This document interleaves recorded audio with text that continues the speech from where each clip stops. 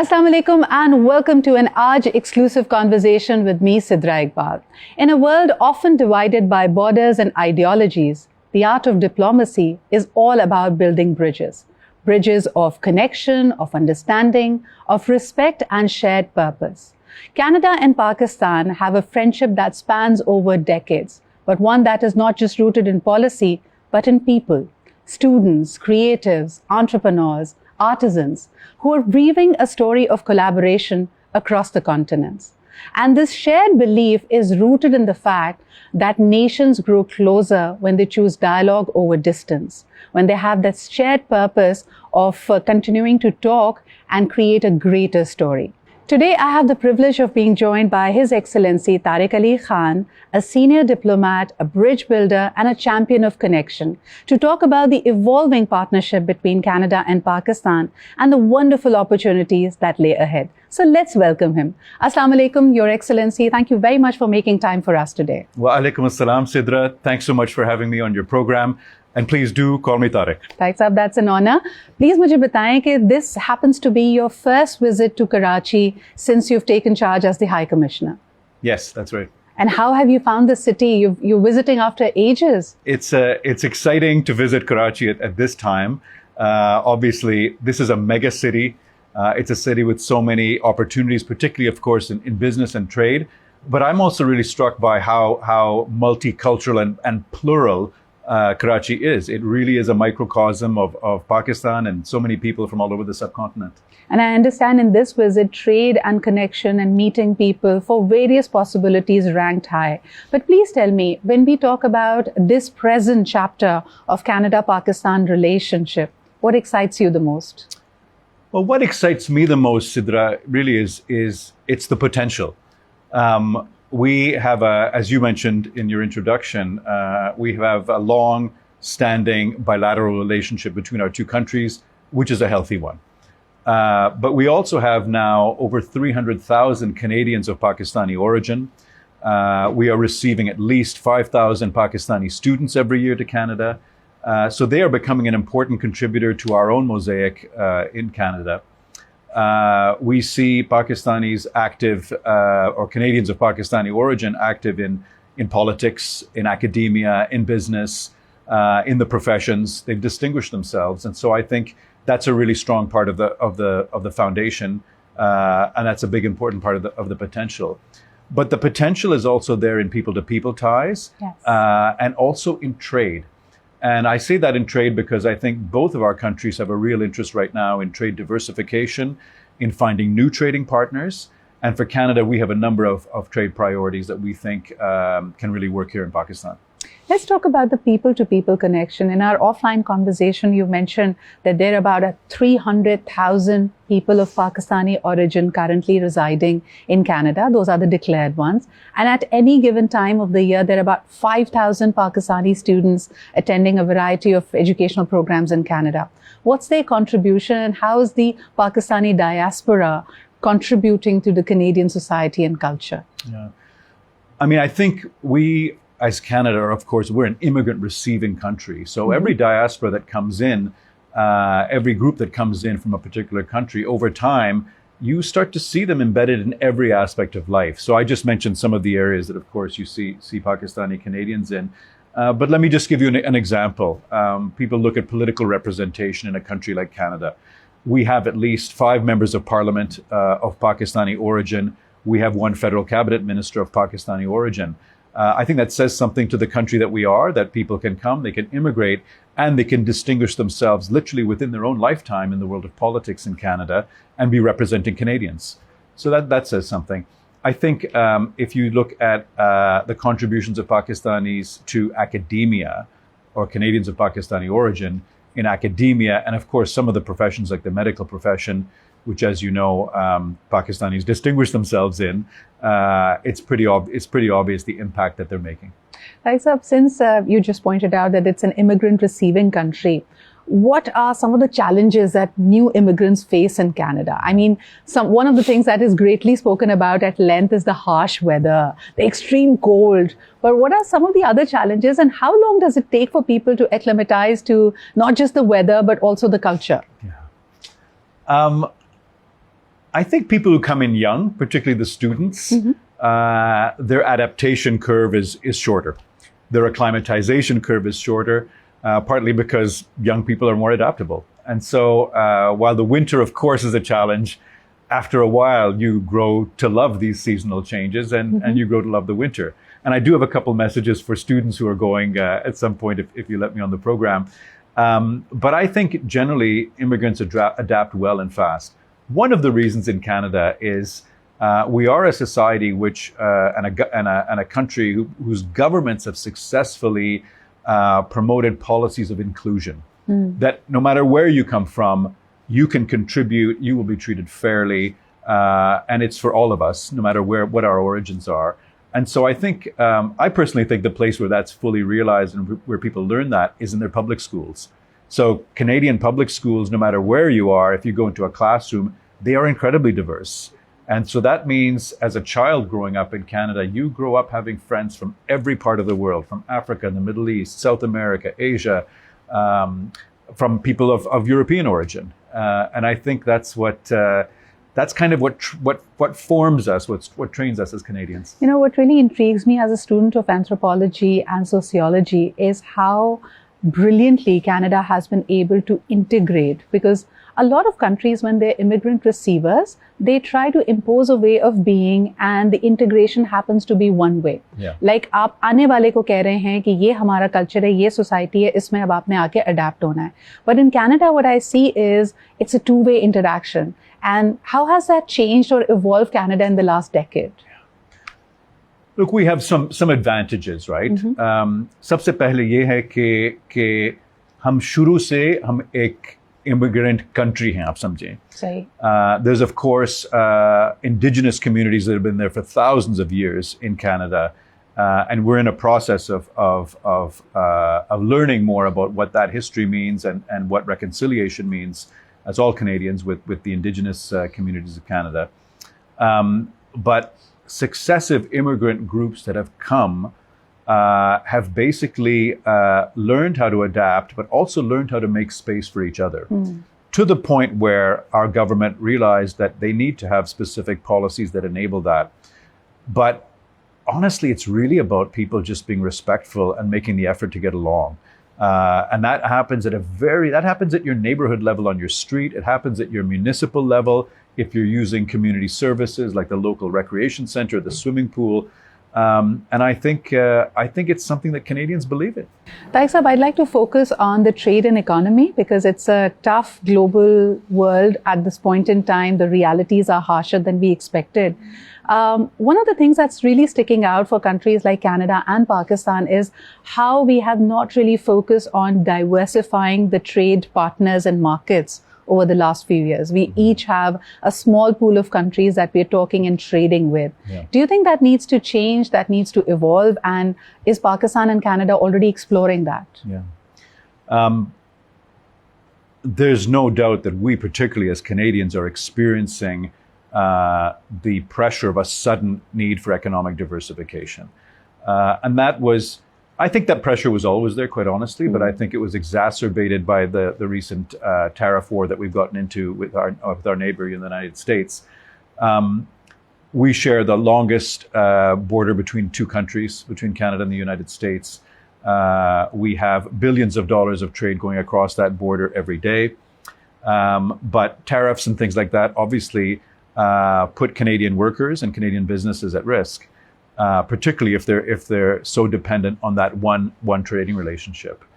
So we are in a process, an ambitious process of restructuring our economy and looking for more trade partners. That means building the infrastructure that will help get our critical resources, our natural resources like LNG, out to Tidewater and out to other markets that are not necessarily north-south, but can also be east and west to Europe and to Asia. So I think it's a tough time. There's really a lot of pressure right now on the labor market in Canada. Young people find a hard time getting a job these days.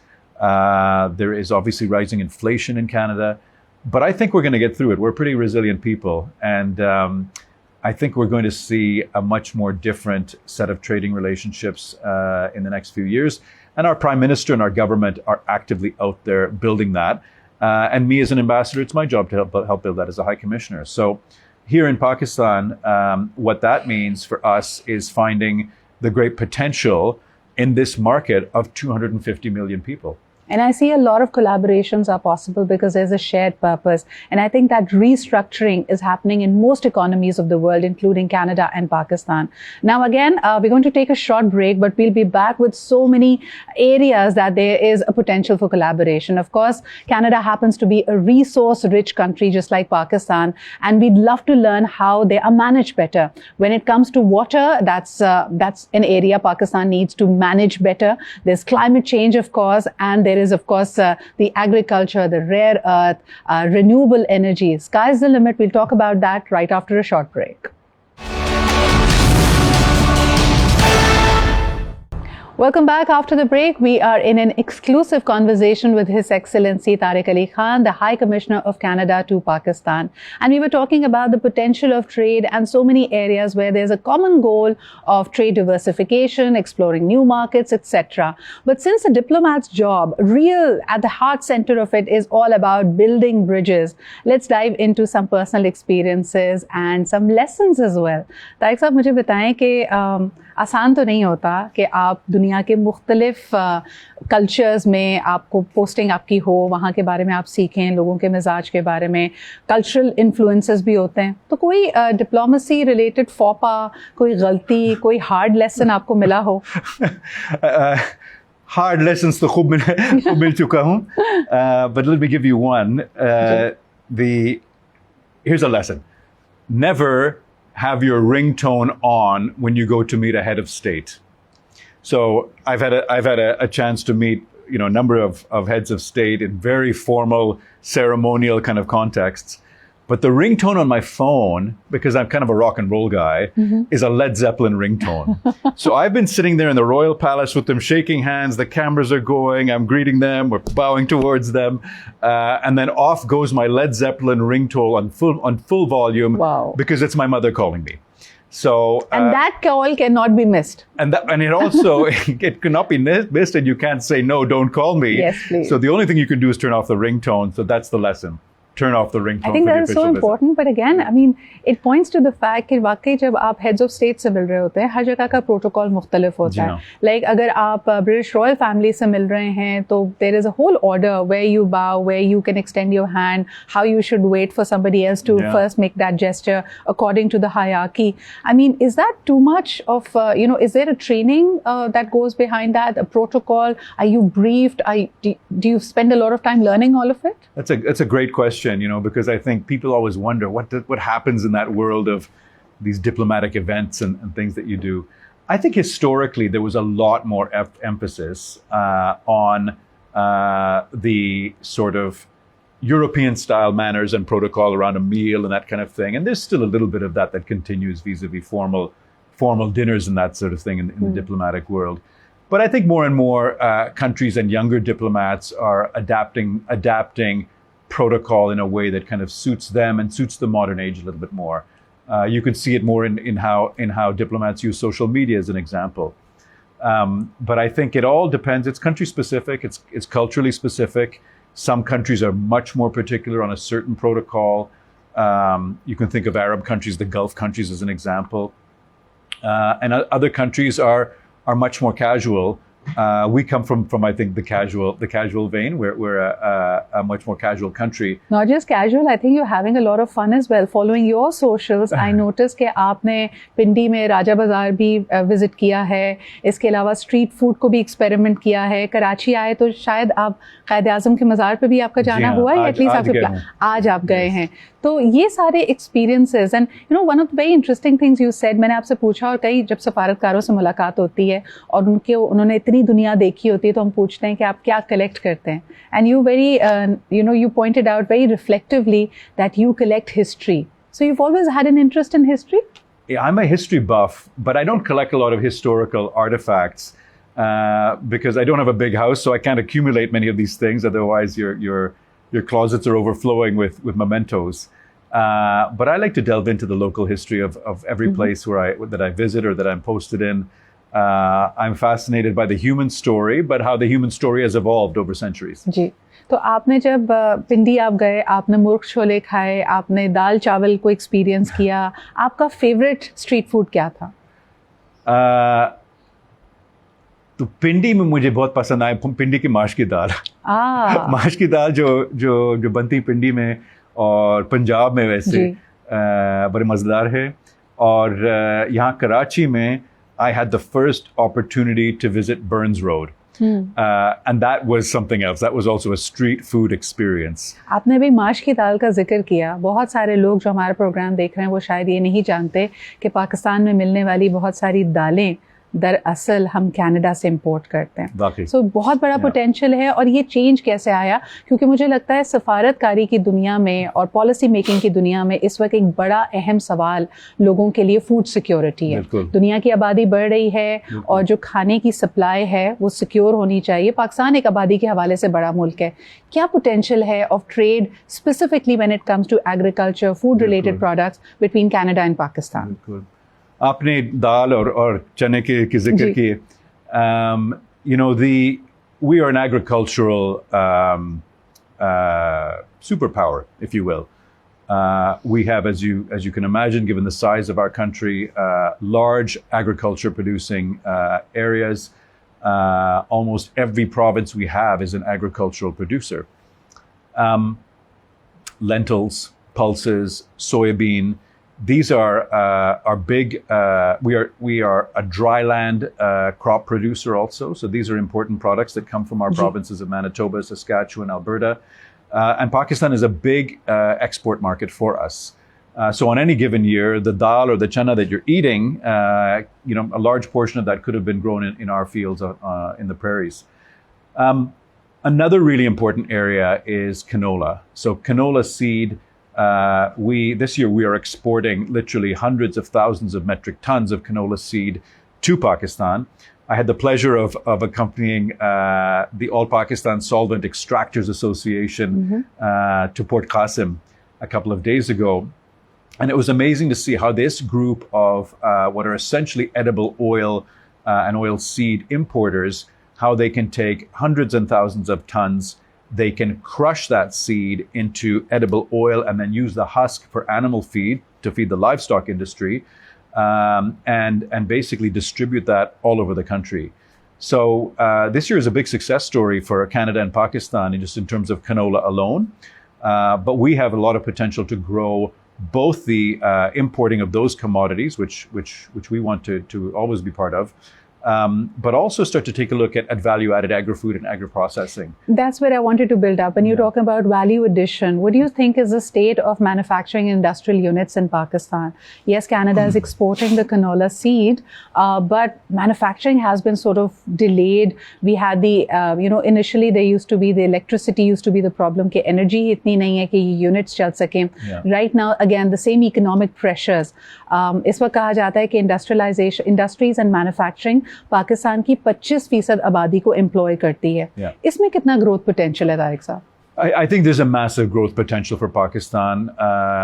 You, like Canada, are a food producer and a food exporter.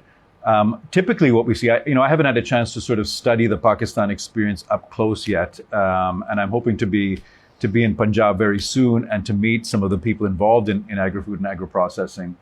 But I would say typically there's always the issue of land and how land is organized, distributed, companies having access to that land, farmers having access to that land. Of course, the water resource is really, really important. And Pakistan is a country that has boom and bust in terms of water availability.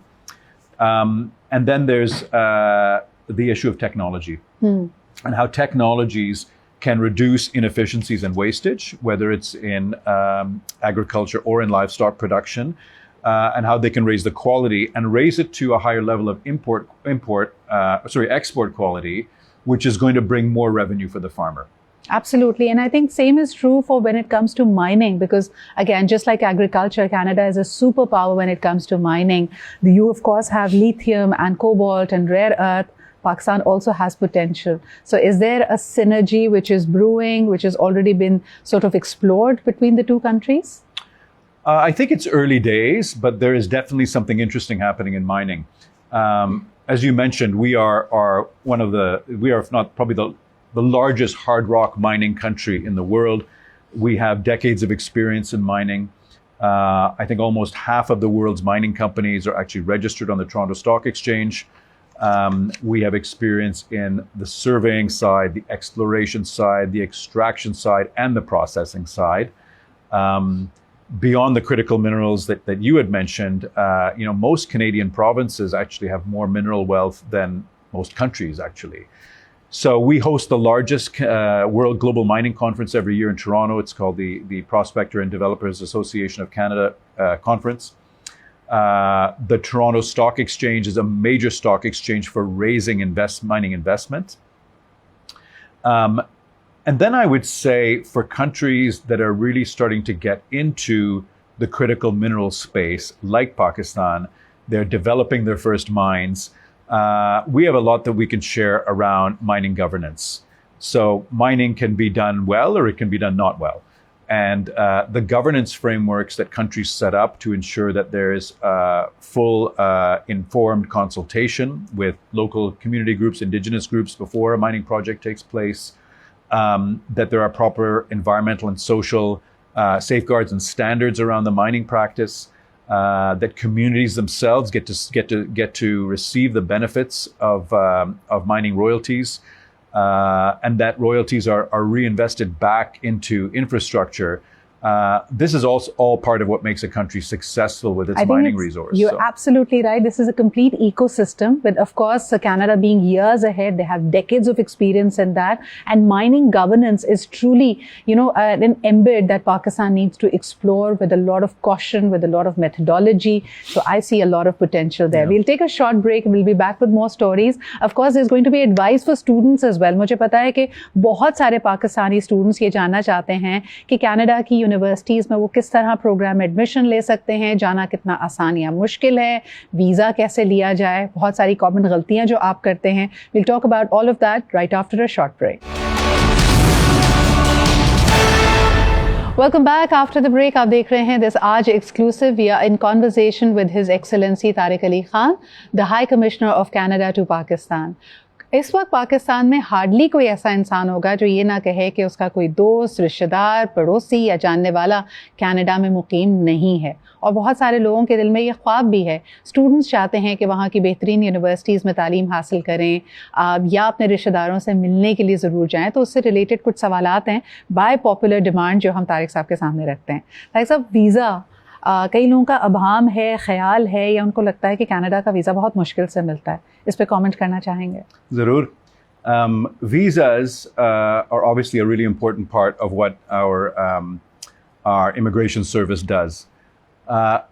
We welcome Pakistani applicants across all categories of visas, and we're committed to improving the processing time and the processing procedure. Ji. Yeah. But I would say this. I know, of course, I hear frustration from people that have received a visa rejection. People come up to me all the time here in Pakistan. And I would just say a few things to remember if you're applying for a visa, whether it's a student visa or permanent residence or a visitor's visa. यानी ये आपकी तरफ से सलाह होगी उन लोगों के लिए जो लोग वीज़ा के लिए अप्लाई कर रहे हैं, कॉमन गलतियां करते हैं, जिसकी वजह से या तो कभी रिजेक्शन वजह बनती है, डिलेज आ जाते हैं या मजीद क्वेरी होती है. वो क्या प्रॉब्लम्स आपने देखी हैं ज़्यादातर? ओके, तो सबसे पहले आपकी डॉक्यूमेंटेशन जो है, जब आप अप्लाई कर रहे हैं, ये जेन्युइन डॉक्यूमेंटेशन होना ही चाहिए, right? So people need to make sure they're providing the exact required documentation, and then it's real documentation. The second thing is showing, if you're going on a visit, just for a visit to Canada, you're applying for that you have sufficient ties back here in the country, and that you have sufficient funds to support your stay in the country. If money suddenly appears in your bank account one day that wasn't there before to show that you can support your stay, it will raise a question probably by the visa officer who's reviewing your file. And then I would say खुद भरें अपनी applications को. कई दफ़ा third party agents भी होते हैं ना. Look, we have on our Immigration, Refugees and Citizenship Canada website, there's a link to some registered Canadian immigration providers, visa agencies. those are the only ones we recognize. And the ones that are in many countries, including here in Pakistan, many of them are fraudulent. And they could be submitting fraudulent documents on your behalf and still taking your money. So I encourage anybody applying for a visa, do it yourself, get somebody to help you. Be absolutely meticulous and honest in the documentation you're providing, including your travel history. And if you've provided everything, there's obviously you have every chance of students के getting लिए your कुछ visa. बात कर लेते हैं, because यकीनन उसमें एक बहुत बड़ा एलिमेंट ये होता है कि आपको किसी प्रोग्राम में एडमिशन मिल जाए, आपको कोई कॉलेज एक्सेप्ट कर ले. वीज़ाज उमूमी तौर पे आपको मिल जाते हैं, लेकिन मेरा आपसे सवाल होगा कि जो स्टूडेंट्स हायर स्टडीज़ के लिए, पोस्ट ग्रेजुएट प्रोग्राम्स के लिए कनाडा पहुँचे हैं, जब वो ग्रेजुएट कर लेते हैं, क्या उनको फौरी तौर पर वतन वापस आना पड़ता है या उनके लिए एम्प्लॉयमेंट एंड इमिग्रेशन अपॉर्चुनिटीज़ होती हैं कनाडा में? जी हाँ. तो वो डिपेंड होता है आप किस प्रोविंस, आपकी यूनिवर्सिटी कौन से प्रोविंस में है. क्योंकि हमारे प्रोविंसेस जो हैं कुछ ऐसे हैं जिनके प्रोग्राम्स हैं जिसमें आप अपने पढ़ाई, अपनी डिग्री मुकम्मल कर सकते हैं, फिर उसके बाद आपको वर्क परमिट मिल जा सकते हैं. एक साल के लिए मसला. यानी डिपेंड करता है आपकी इंडस्ट्री क्या है, आपका प्रोविंस कौन सा है, किस काम में आपने डिग्री हासिल की है, तो पॉसिबिलिटीज हैं उसके लिए. एब्सोल्युटली. हमारे कुछ ऐसे प्रोग्राम्स हैं जो प्रोविंशियल नॉमिनी प्रोग्राम कहलाते हैं, और ऐसे कुछ प्रोग्राम्स हैं जिसमें आप एक साल आपके वर्क एक्सपीरियंस के बाद आप अप्लाई कर सकते हैं परमानेंट रेजिडेंसी के लिए. बिल्कुल. But it does change every year, and we have in the last couple of years there is a reducing of the number of the intake that we're going to be taking on permanent residents. So you may see less, but it doesn't prevent you from applying. Shouldn't prevent you from applying to study, and once you're a student, it shouldn't prevent you from applying for a work permit and getting Canadian experience. We welcome it. एक myth मैं आपके साथ ज़रूर clarify करना चाहती थी. कुछ लोगों ने ये तासुर सोशल मीडिया पे डाला हुआ है कि आप यहाँ पे क्वालिफाइड स्किल्ड प्रोफेशनल्स हो सकते हैं, आपका सालों का तजुर्बा हो सकता है, लेकिन जब वो कनाडा पहुँचते हैं तो उनकी डिग्रीज, उनकी क्वालिफिकेशंस रिकग्नाइज नहीं होती. इसकी वजह से कई हाईली स्किल्ड अकाउंटेंट्स हों, मेडिकल प्रैक्टिशनर्स हों, फाइनेंशियल एक्सपर्ट्स हों, वो अपनी क्वालिफिकेशन से कम जॉब्स लेने पे मजबूर हो जाते हैं. ये क्या तासुर है? और ये सिर्फ पाकिस्तानी नहीं, बहुत सारे लोग इस बात को एक्सपीरियंस करते हैं या इसका इजहार किया उन्होंने सोशल मीडिया पे. This is obviously has been a challenge for skilled immigrants from many parts of the world, is credential recognition in their particular field or profession. It really does depend on the profession, but I think we are making progress. There is a strong focus now on credential recognition across most of our provinces and our professions. The professions themselves are governed by professional associations. So those are the ones that have to work with our provinces to ensure they're getting enough people coming into that particular profession. Their degree is being recognized. It does depend on where they were trained and where that degree is from. That makes a difference. And I think and the level of equivalence between where you were trained with what our standards are back in Canada. But it is definitely an issue that our government is taking seriously, and we're hoping to see more progress on. I think that is very insightful and promising. और ख़ास तौर पे ये काम आप घर बैठे भी करें. पहले अपना होमवर्क करें कि आपकी फील्ड की क्या क्या पॉसिबिलिटीज़ हैं, कौन सी रिकग्निशंस आपको रिक्वायर्ड हैं और आपके क्रेडेंशियल्स कैसे एक्नॉलेज किए जाएंगे. But as we moving towards the end of this conversation, I have a rapid fire for you. हमें ये पता है कि आपका एक कनेक्शन पाकिस्तान से भी है, फैमिली आपकी माइग्रेट की मैनी ईयर्स अगो. तो चाय और हमारी जो सकाफत है, हमारी जो पसंदीदगी है, क्या उसका रंग और तासुर अभी भी मौजूद है? That's what people were very interested in. तो पहला सवाल, we'll go over this very quickly. चाय या कॉफ़ी? चाय या कॉफ़ी? उमूमन कॉफ़ी. पाकिस्तान आने के बाद चाय लगातार बार दूध पत्ती, कड़क दूध पत्ती 5-6 मरतबा दिन को. क्या बात है. देखिए, जब तक हम आपका ब्लड ग्रुप में चाय नहीं आ जाएगी ना. painting my teeth now, so. अच्छा जी. और इसी तरह जब खाने पीने की बात हो, मेहमान नवाजी पाकिस्तान की कैसे पीछे रह सकती है? Favourite weekend breakfast? Weekend breakfast, okay. देसी ऑमलेट पराठा. क्या बात है. You're a fan of paratha? On the weekend. जबरदस्त. मुझे ये बताएं कि since you grew up in Canada, spent a lot of time there, what are your fondest memories growing up in Canada? Oh, wow. I think my fondest memories have to connect with the nature and the seasons. And that's also part of my message to students. I'm going to say something about that. Canoeing in rivers and lakes in Canada. I grew up from a young age canoeing, and then as an adult doing canoe trips, and including even with my kids in remote parts of the country. It's an incredible way to experience Canada. I worked for years in my 20s as a tree planter. I worked in the reforestation industry, so living in bush camps in remote places, again, nature. And then the winter, and doing things like cross-country skiing at night, or going out with friends, skating on the Rideau Canal, where I live in Ottawa. There's lots of amazing memories that we have, but many of them connect with nature. So my message is actually, I was thinking about this, what would I advise a student going to Canada from Pakistan? And my first piece of advice would be experience nature. Get out there and discover Canada's nature. Get out beyond the cities, beyond Toronto, the Greater Toronto Area, the GTA as we call it, or wherever the city that you're studying in, and experience the nature in the country. It really is, it's unparalleled. The second thing would be experience the diversity of the country. So you're studying in this country that's full of immigrants and students from all over the world. You get this amazing opportunity to learn from different ways of being from all these different cultures. And in that, there's a little subset in that, is learn about Indigenous issues in Canada. Yes. We have an incredible Indigenous culture and communities ranging from First Nations to Inuit to Métis. They have amazing traditions. They have an amazing story to tell.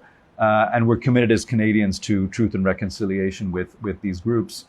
And then my third lesson is embrace winter.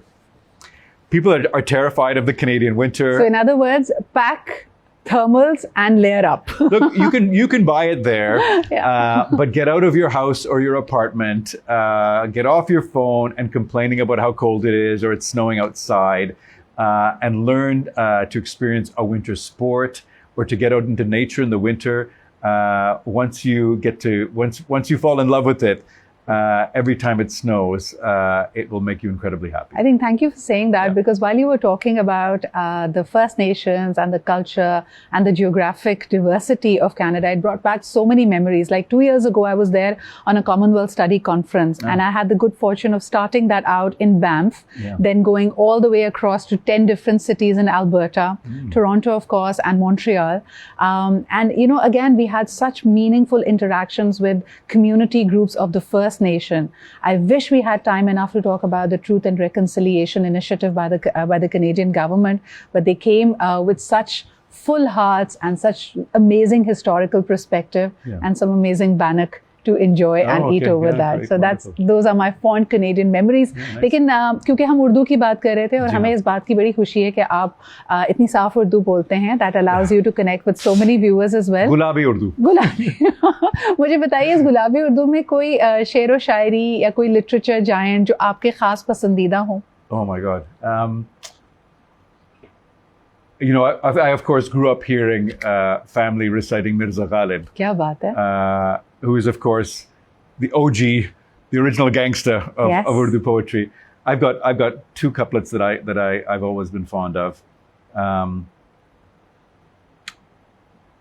खुदा के वास्ते पर्दा ना काबे से उठा जालिम, कहीं ऐसा ना हो यहाँ भी वही काफिर सनम निकले. क्या बात है, क्या बात है. Another one by Ghalib, if I may insist. निकलना खुल्द से आदम का सुनते आए थे, लेकिन बहुत बेआबरू होकर तेरे कूचे से हम निकले. کیا بات ہے. So Ghalib, for all times, thank you so much Tariq صاحب. It was an absolute pleasure and a privilege to speak to you. I know آج ہم نے بالکل بس شروعات کی ہے. I would love to see you more often come to the show and talk about the various aspects of the bilateral relations between Canada and Pakistan. As we mentioned in the very beginning, it's a friendship, it's a relationship that spans over decades and only deepening with a number of things that are shared purposes, shared dreams, and there is so much learning and potential to grow from there. اسی کے ساتھ یقیناً یہ exclusive conversation آپ نے دیکھی آج news پر. اس کے بارے میں آپ کے کامنٹس ہوں, آپ کی رائے ہو, ہم تک ضرور پہنچائیے گا. We were in conversation with His Excellency Tariq Khan, the High Commissioner of Canada to Pakistan. Inshallah ta'ala with more exclusive. We'll see you soon. Take good care of yourself. Khuda Hafiz.